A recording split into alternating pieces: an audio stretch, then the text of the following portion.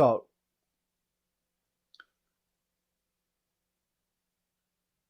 Timothy Miller received a parcel. This confused him. He received parcels very rarely. It was a heavy bundle. Brown paper, wrapped in time, very tidily written, addressed to him. Felt like there was some kind of box inside. He couldn't tell what the contents were. Carefully picking it up, he returned home from the post office where he'd collected the box. He got out his scissors. He cut the edges, opened, carefully unwrapping his package. He was right. There was some nice light cardboard packing around the outside of an intricately carved box with all sorts of strange symbols around the outside. Symbols of fish, symbols of birds, symbols of what seemed to be men with wings. It looked old. It looked ancient. But he wasn't certain quite what it was. Opening the box, he saw as it clicked and hinged nicely to the back, smoothly, which was strange for its perceived age. Inside, there was a book.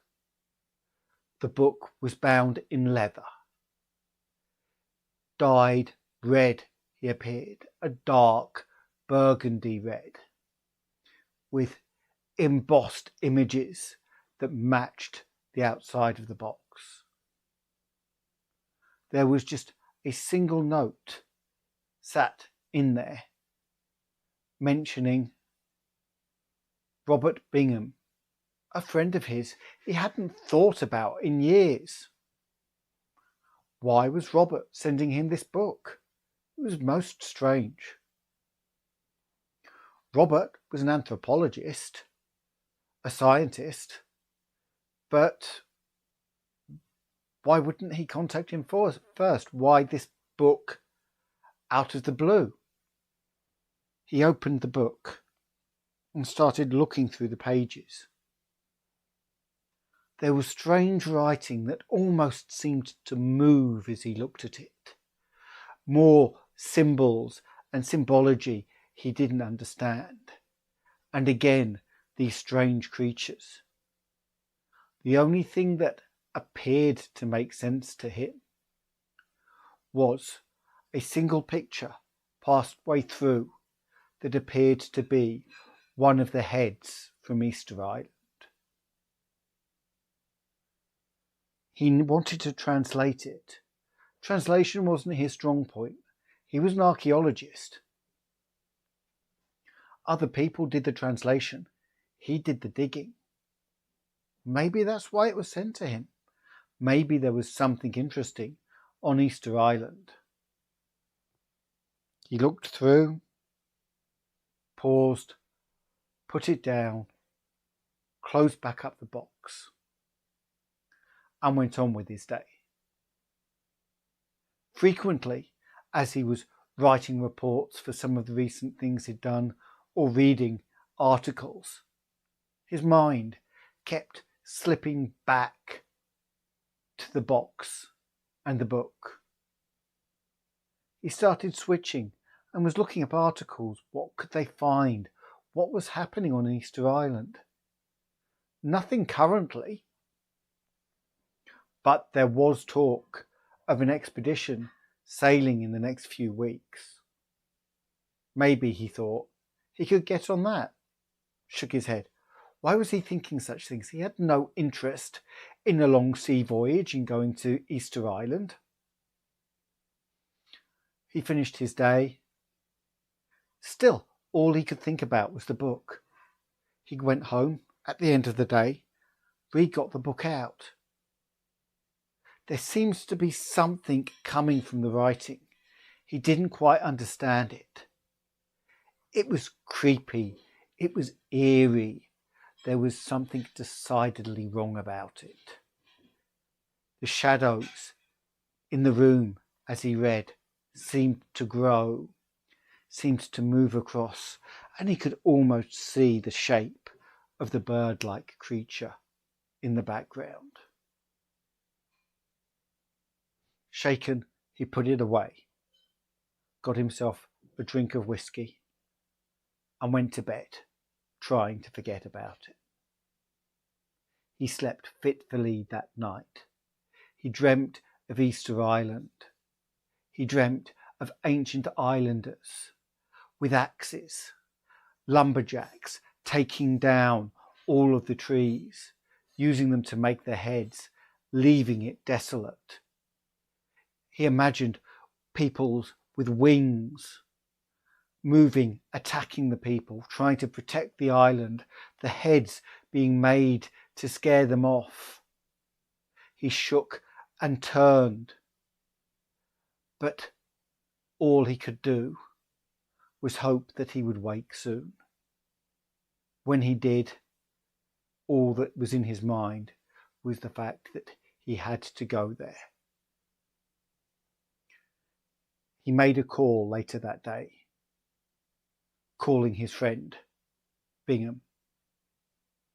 His friend knew nothing of the book, hadn't sent it. So where had it come from? One thing that was strange was Bingham was in the group that was supposed to go to Easter Island, and said he could easily get Timothy onto the trip. They joined up and they travelled. The voyage was long and hard. The seas were rough. And there was a creepy, eerie sensation around the ship and the crew. The crew weren't happy, superstitious types, talking about moving shadows. And each night, Timothy continued to have strange dreams about Easter Island. An albatross had joined them as they went, freaking the sailors even more. What was happening? The ship was heading into a storm, and as it started to rock, the scientists were recommended to go in. The albatross, a terrible omen, had freaked out the sailors. It stayed with them, and then just before the storm hit, set off. They were sure they were going to sink. The waves grew, the winds battered, lightning came in the background as they all sat in their cabins. Several of the other passengers were being violently ill with the shaking of the boat. But still they bore it down. They heard a scream in the depths and went to investigate. When they got down there, several of them bruised, having slid downstairs and banged off walls.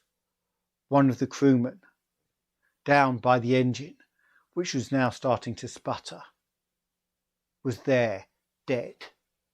Great rents across the front of his body.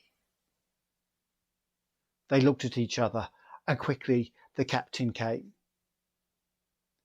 The damage looked as though it had been done by the claws of a giant bird. But there were no birds on board. The albatross had flown off. What could be going on? The crew started to look at each other suspiciously, and everyone was told to head back to their cabins as they continued to go through. One of the sailors started screaming about curses and how the albatross had cursed them and had to be locked in the brig. The storm grew worse, and the ship twisted and rocked and turned and all anyone could think of was the dead sailor and what could have killed it.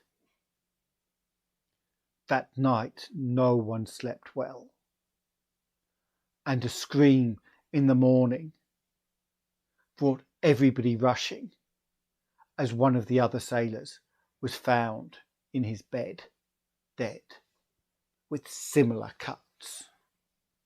Now they knew they had a problem. The storm could last days, but they had to survive to get out.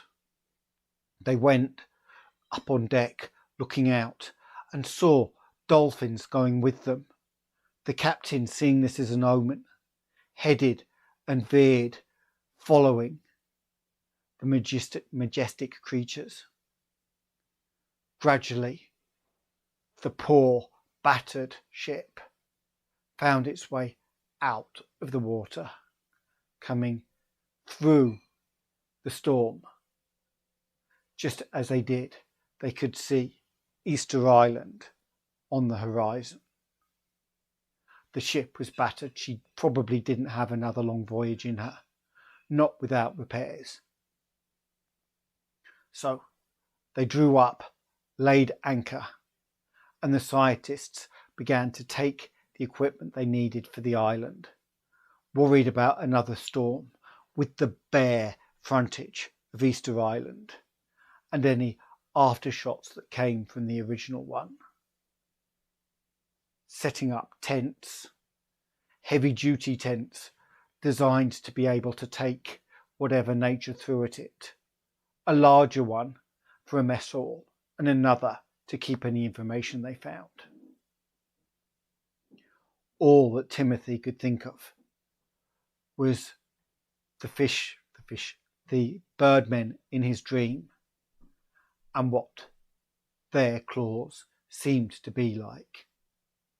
When he was safely away, he got out the book and continued to look through it. He was horrified when he got to where one of the pictures was, but the picture was missing, just leaving a hole, the shape of a birdman in it. He went further through, wondering what could have happened. The book was ink. Yet another seemed to have bits of red that hadn't been there before around its claws. Everyone was nervous. Everyone was scared. Did they have a murderer in their midst? How had things been happening? No one knew. They moved on to the island, looking, digging round the heads. They had to find something. Why were the heads there? No one had ever found out. These were test digs to find if there was anything else. One of the test pits, a couple of days in, found what seemed to be a burial pit. But the creature within it seemed far from human. Some of the scientists figured it must be a ritual burial, for the skeleton of the man had wings and great claws. The crew, when they heard of this, started to become more superstitious and scared, saying that they shouldn't be here and that the birdmen of the island were coming to get them. They were going to kill them all. But the scientists, being more logical types, put that to one side, kind of brushing off what had happened on the ship, and let the crew get on with repairing it. The two groups separated. Then, the following day, the scientists went to look, and the ship was gone. They were stranded. How it had gone, why it was gone, they had no idea. They figured some of the crewmen had overpowered the captain and taken it off to sea. All they could do was try and survive with what they had on the island until hopefully help came to collect them. Easter Island is barren, so they set things up to go fishing. They needed food from somewhere. The fish around the area provided them with some sustenance, but they knew unless they could find something else, they were at severe danger of scurvy. More digging found an entranceway into caves below. This gave them somewhere to remove their camp to that was out of the wind.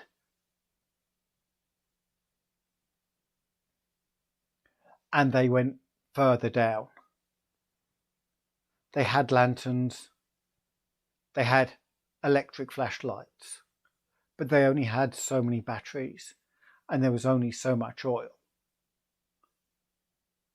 Looking round, they could see the caves were roughly carved. So they went searching, seeing huge paintings of giant birdmen, the same as in the book. As they went and hunted, there were eerie sounds and strange shadows. One of them seemed to fall farther behind. As they told him to catch up, they paid not much attention and went deeper until they turned back and they were gone. Gradually, it seemed to get warmer as they went underground.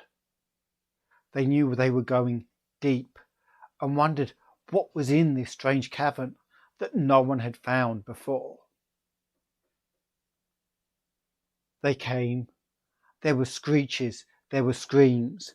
They entered a large room, and as they did, what looked like a birdman swooped down, grabbing another of the remaining scientists. Timothy pulled a gun he was carrying, took a couple of shots, but nothing happened, and the birdman disappeared. They started backing up, aiming to get away, but they couldn't. Behind them, there seemed to be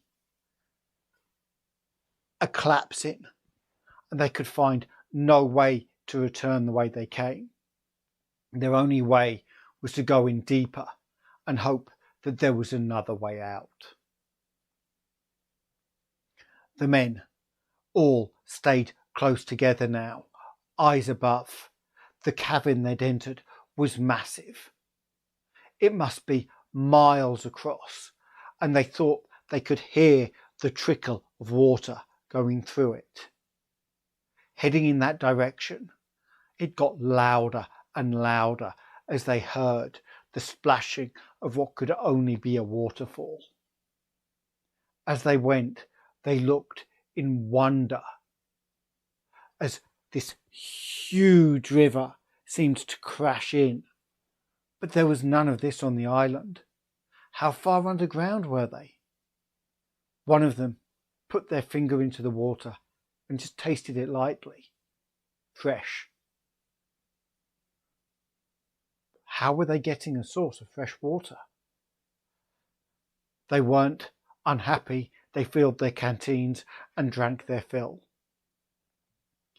Making a small camp, no fire was necessary, so they kept one lantern on low as their only means of light as they went to sleep. In the morning, when they woke up, there was yet another missing person. They were now down to 3 people. There was no noise, nothing had woken them, but all of them had had deep and strange dreams. The dreams involved birdmen and large creatures that seemed to have too much skin that flapped and floated round, almost as though they were sock puppets. but the glowing holes of ember in their eyes made them far, far more terrifying. Looking at each other, they wondered what to do, how to get out. This cavern was huge. There was going to be no exit in the middle. So they kept. They were going in the direction the Birdman had gone, until they got part way along and they could see something on the horizon. Walking cautiously, their eyes adapted strangely to the darkness of the cavern, though it appeared that there seemed to be some phosphorescent moss now starting to glow and provide them with light. They found a corpse. It was one of their colleagues, drained completely of all fluids. A large puncture hole in his head and another in his chest cavity. Both emptied. It took a lot of force to break straight through someone's skull, but then a bird of that size, a beak could probably do it. They were terrified now. They didn't know what they were facing. They had one gun. They hadn't come armed, and already that was running low on bullets. They decided to try and make a beeline straight across for the edge of the cavern. Hearing, cawing in the distance, crouching low and constantly looking over their heads. They heard a slight whooshing as another bird-like creature seemed to come over their heads, all of them dropping to the ground. One of them picking up the remains of their lantern, throwing it at the bird. The lantern hit the bird, catching fire as oil covered it. It screeched, collapsing and falling out of the sky. It was in the direction they were headed, and they could see from the light of the burning creature and the cawing and crying where it was. The sound was alien and horrendous, and the smell of burning flesh filled the air. Gradually walking.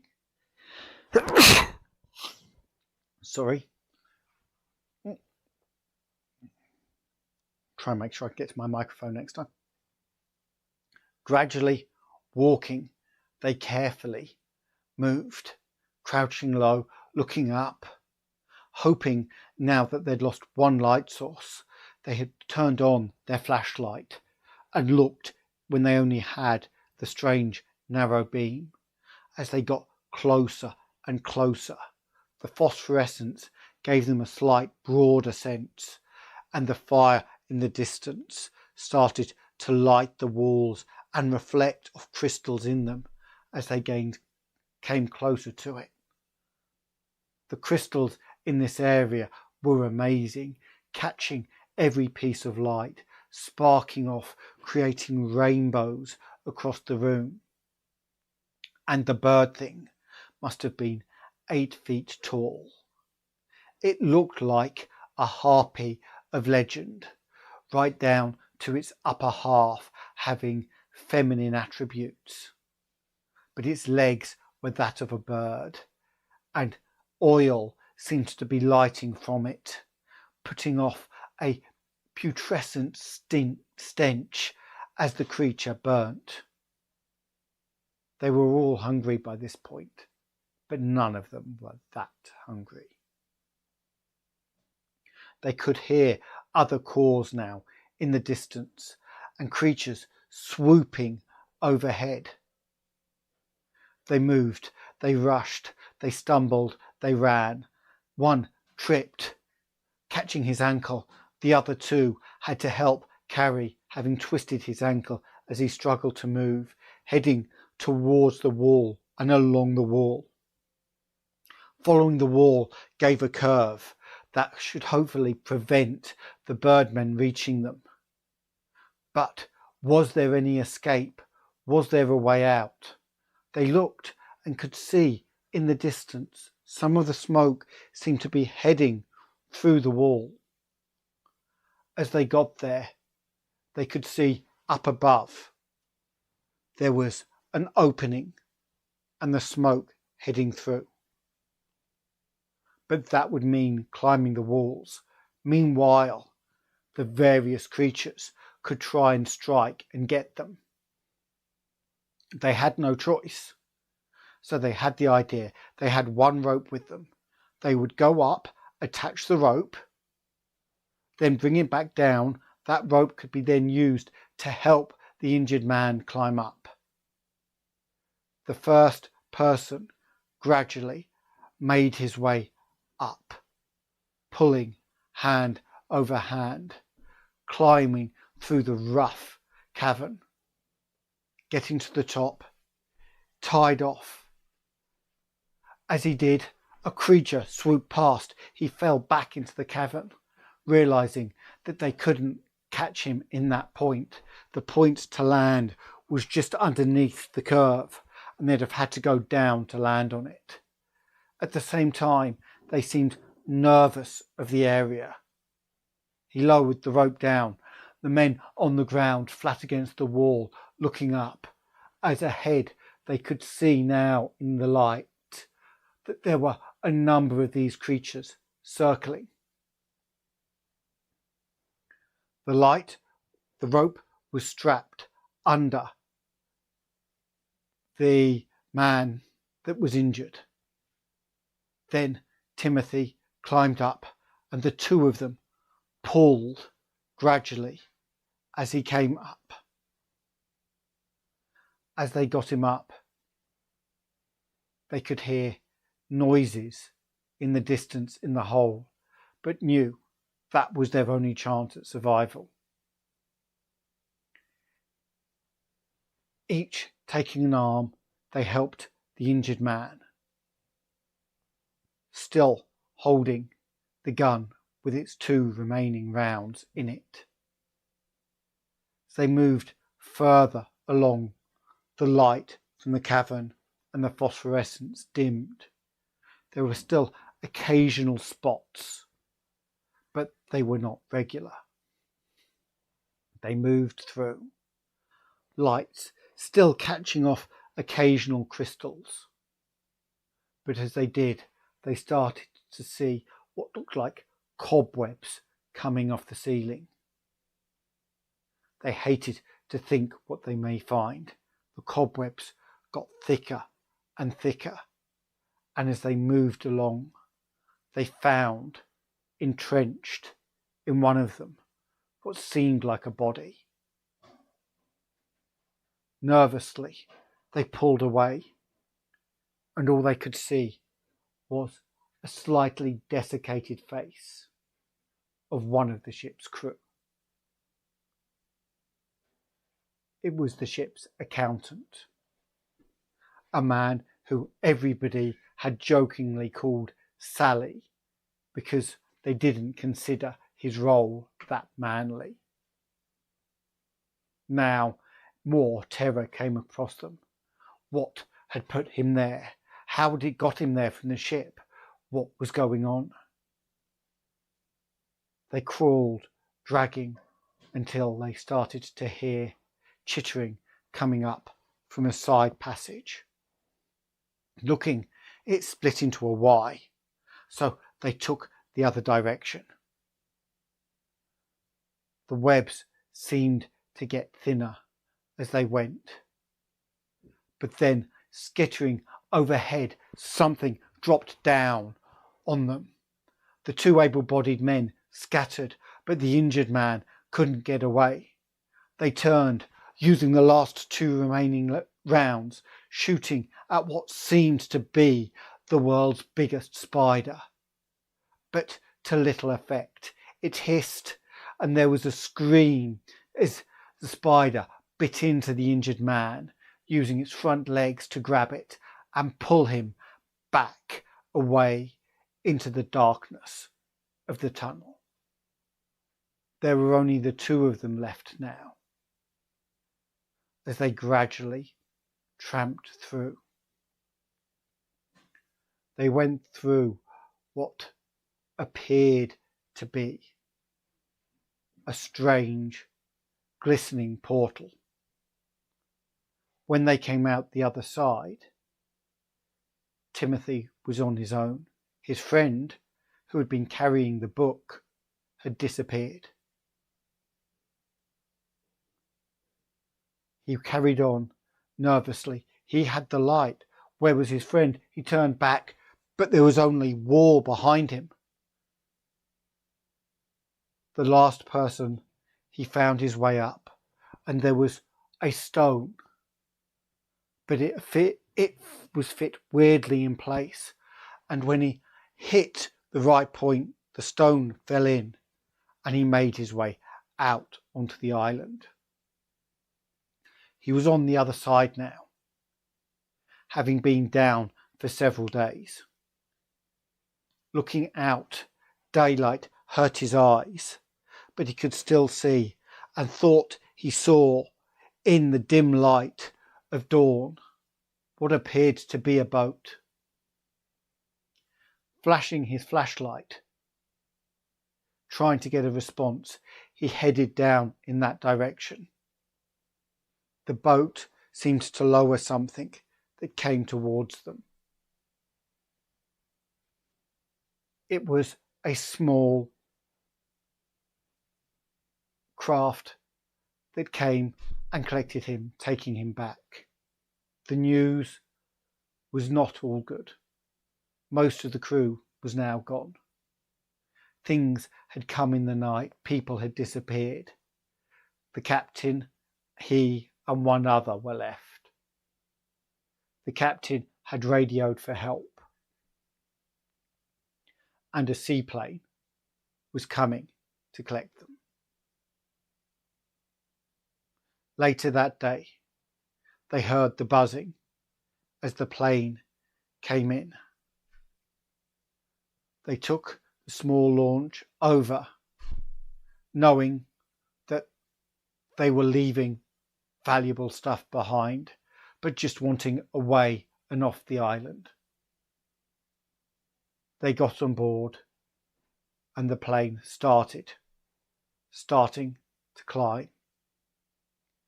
They looked as there was a noise, and there was this strange small creature on one of the wings, attacking the wing and attacking the joists.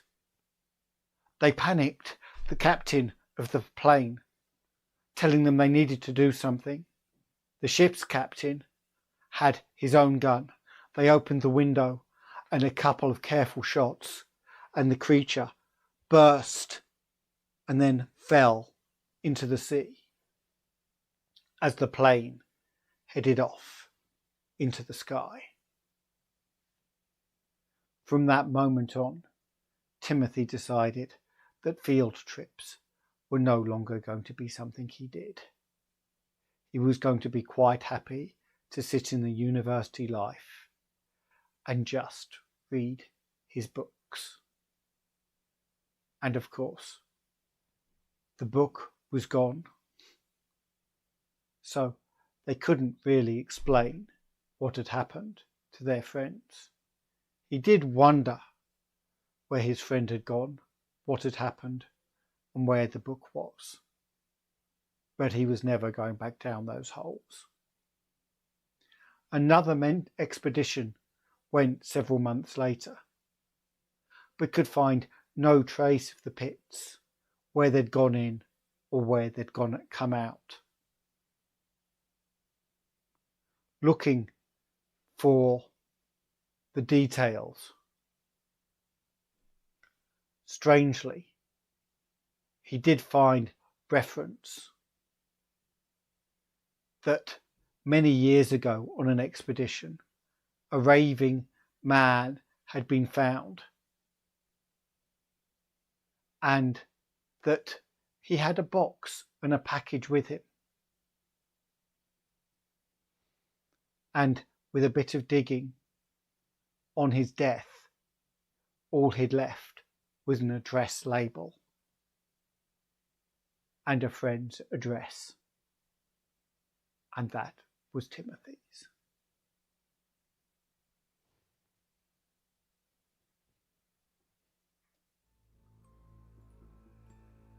How was that? I'm not even going to mention what you just said there, Tootie, because I'm not quite certain, however tasteful it might be, how that would work as far as Google is concerned. But I got most of the bits you were putting in there, I think, and certainly it made a lot of what was going on in those tunnels easier to do. So thank you all. That was most enjoyable. I'm glad you enjoyed it. I enjoyed it too.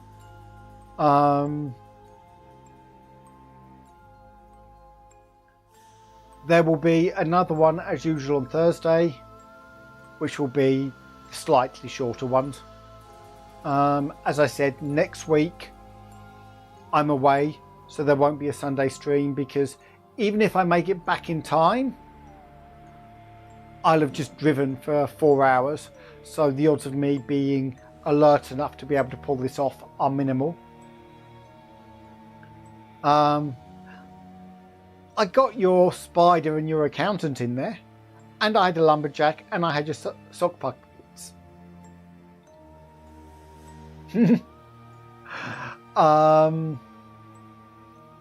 So continue with the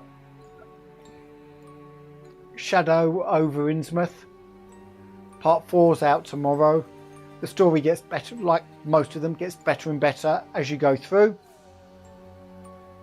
Dagon, which will be not next Friday, the Friday after, just to round off.